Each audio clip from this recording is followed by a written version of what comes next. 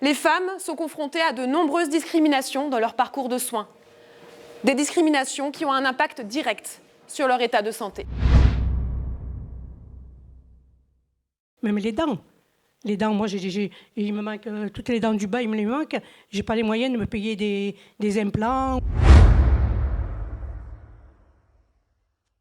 Ce sont les femmes qui portent la société, sans se plaindre. Alors, on ne veut pas voir leur douleur, de peur que tout s'effondre.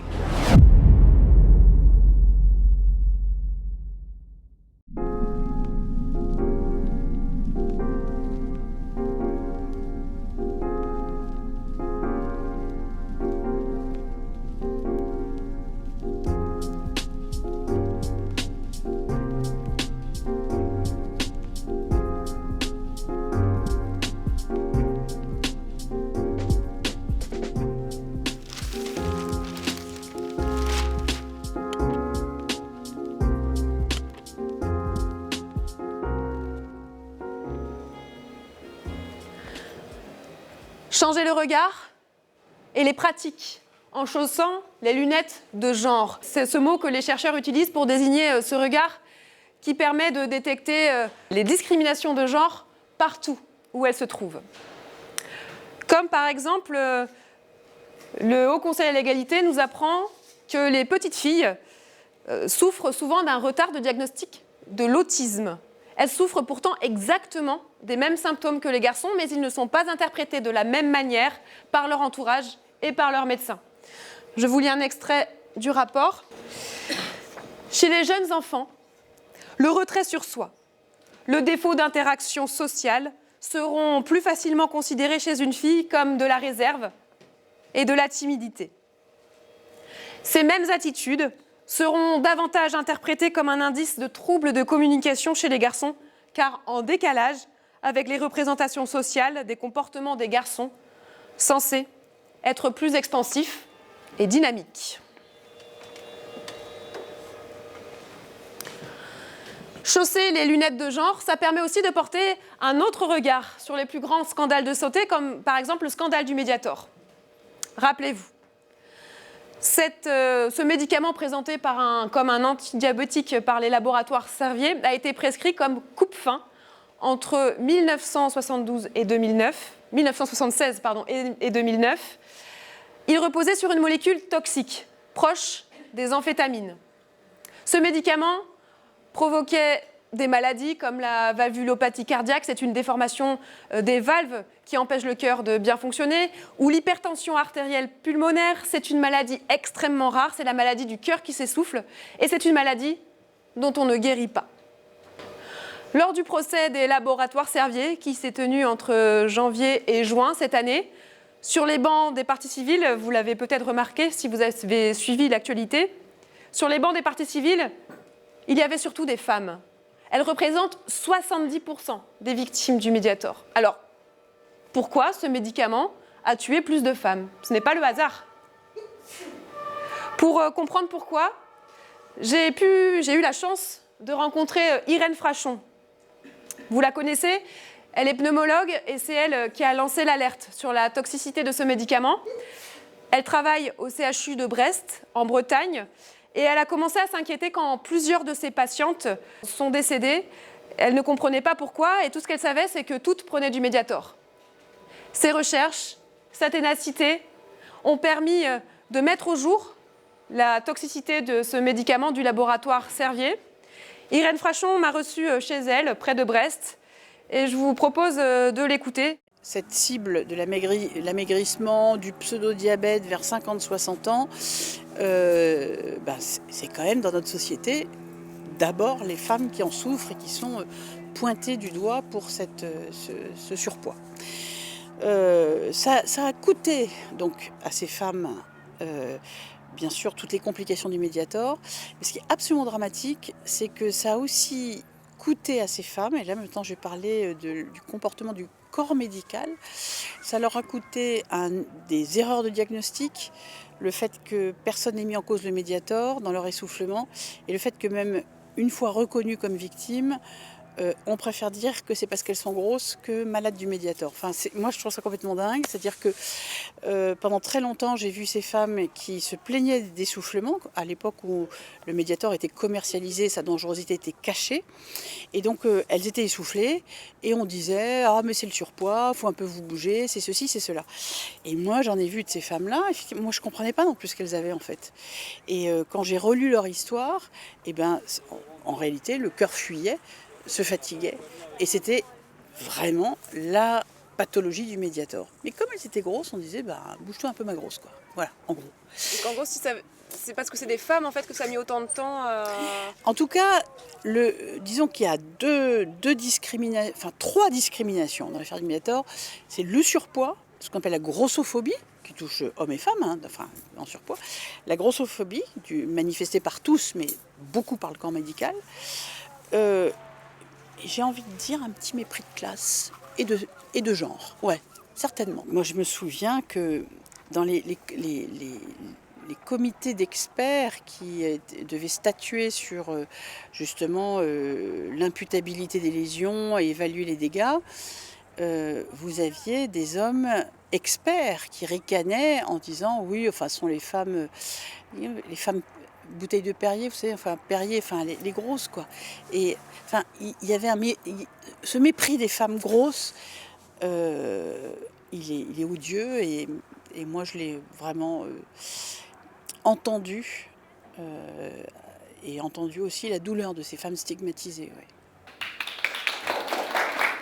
Lors du procès en appel des laboratoires Servier qui s'est tenu donc en début d'année, je le disais, le parquet général a requis le paiement de 200 millions d'euros. La décision sera rendue le 20 décembre prochain. Les questions de genre et la santé sont liées, mais Irène Frasson le disait tout à l'heure, les professionnels de santé ne sont pas vraiment sensibilisés à ces questions. Il n'existe par exemple aucun module obligatoire sur ces questions en faculté de médecine en France. Eh bien, en Suisse, en 2016, le pays a décidé de revoir les objectifs d'apprentissage de ses étudiants et étudiantes dans les 6 facultés de médecine du pays, et donc a décidé de mettre en place 2 heures obligatoires sur les questions de genre. L'exemple le plus abouti, c'est sans doute celui de l'Université de Lausanne. Elle s'est dotée d'une unité de recherche genre et santé. Les étudiants doivent suivre une dizaine d'heures consacrées à ces questions, et notamment un cours sur la prévention du harcèlement sexiste et sexuel et les violences de genre. En 4e année, les étudiants sont également invités à s'interroger sur leurs propres stéréotypes. Ils doivent en petits groupes revenir de leur stage avec un cas clinique qu'ils ont pu observer, et ensemble, ils vont s'interroger. Quel est l'impact du genre du patient ou de la patiente dans sa prise en charge ? J'ai discuté donc avec les 2 enseignantes chargées de ce cours. Et ce qu'elles m'ont dit, c'est que les étudiants observent toujours un peu les mêmes choses. Aux femmes, on va les interroger sur leur famille, est-ce qu'elles ont des enfants ? Les hommes, on va les interroger sur leur métier, leur situation professionnelle. Les étudiants observent aussi que les médecins ont tendance à prescrire des antidouleurs moins forts aux femmes, parce qu'elles sont supposées être plus douillettes, on l'a dit tout à l'heure, mais aussi parce que les médecins sont plus réticents à cause des potentiels effets secondaires pour les femmes que pour les hommes.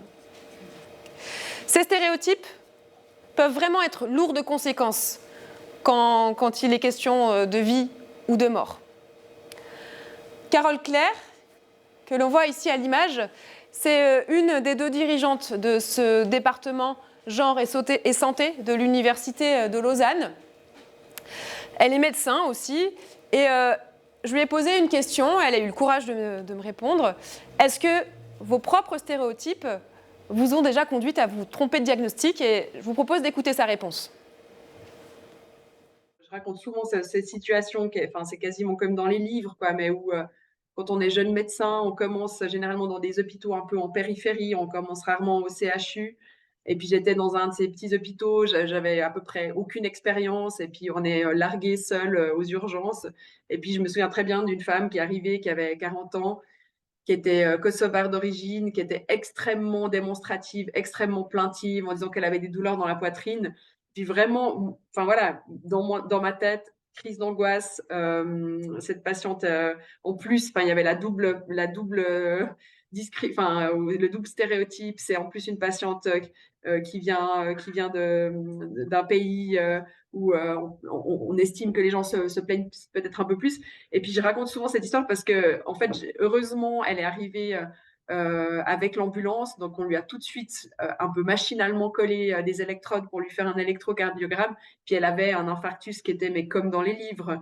Donc, et vraiment, moi, je me souviens de ce moment-là où je me suis dit, mais en fait, c'est affreux ce qui vient de se passer parce que je m'en voulais terriblement d'avoir eu cette espèce de moment où je me suis dit, voilà, encore une patiente, entre guillemets, hystérique, vraiment. Et puis, voilà, après, il faut déconstruire tout ça, puis arriver à comprendre pourquoi on a ces réflexes. Donc, voilà, c'est une situation, mais je pense qu'il y en a tout plein. Et puis, souvent, en fait, c'est moins flagrant que ça, je trouve. C'est justement des sortes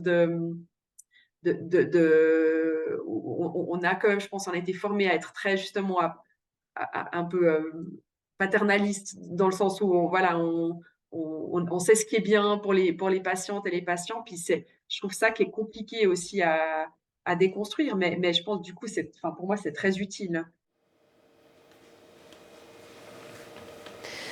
Des stéréotypes racistes, sexistes, qui poussent à prendre une crise cardiaque pour une crise d'angoisse. Cette histoire que raconte Carole Claire, ce n'est pas un cas isolé. Le nom de Naomi Musenga vous dit peut-être quelque chose. En décembre 2017, Naomi Musenga, on la voit sur la photo, Naomi Musenga appelle le SAMU de Strasbourg. D'une voix faible, elle se plaint de douleurs à la poitrine, elle dit qu'elle va mourir. À l'autre bout du fil, l'opératrice se moque d'elle, mais tout le monde meurt un jour et lui raccroche au nez. Naomi réussit à joindre les urgences une autre fois. Elle est finalement prise en charge, mais elle meurt 5 heures plus tard. Cette histoire a mis à jour le poids des stéréotypes dans la prise en charge des urgences. C'est ce qu'on appelle le syndrome méditerranéen. Un stéréotype qui pousse les soignants et les soignantes à s'imaginer que les personnes noires et arabes, et principalement les femmes, ont tendance à surjouer leurs symptômes.